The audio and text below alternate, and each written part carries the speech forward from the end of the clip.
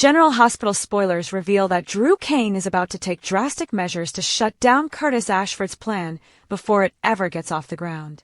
After a tip-off from Kai Taylor, Drew now knows that Curtis is on the hunt for Jacinda and plans to pay her to lie, claiming Drew willingly took ketamine.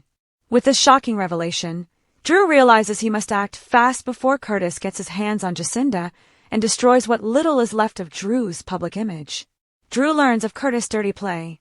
Kai's warning couldn't have come at a better time. Drew is already reeling from the public embarrassment he suffered during his recent press conference. The last thing he needs is another scandal. Curtis's plan to paint Drew as a drug user could permanently damage not only Drew's personal life, but also his professional reputation.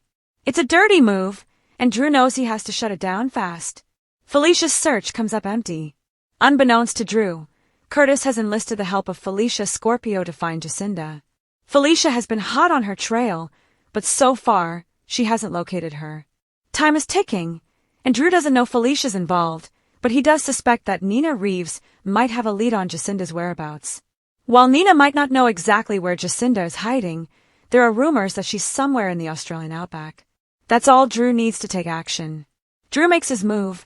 Realizing what's at stake, Drew quickly decides to hire his own investigator to find Jacinda before Curtis can. Once she's located, Drew contacts her directly and offers a better deal, more money and the chance to disappear forever. Drew proposes relocating her to a completely new, undisclosed location far from the chaos of Port Charles and Curtis's manipulations. Jacinda, weighing her options and the cash incentive, agrees. She makes plans to leave Australia immediately and vanish, just as Drew instructed. This sudden move buys Drew the time he desperately needs. Felicia arrives too late.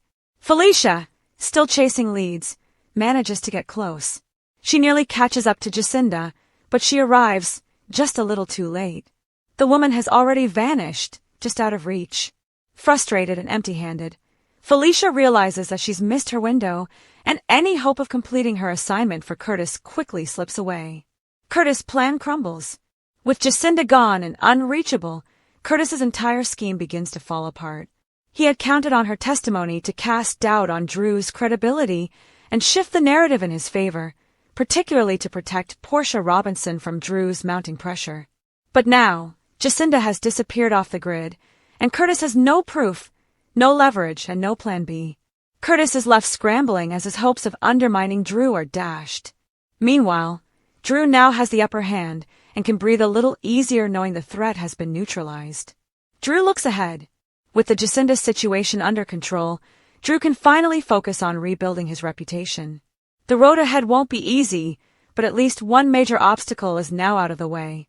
He also has his sights set on a brighter future, particularly his relationship with Willow Tate and their upcoming wedding. For now, Curtis has been stopped cold, but in Port Charles, schemes never stay buried for long. Stay tuned, because the war between Drew and Curtis may have just begun.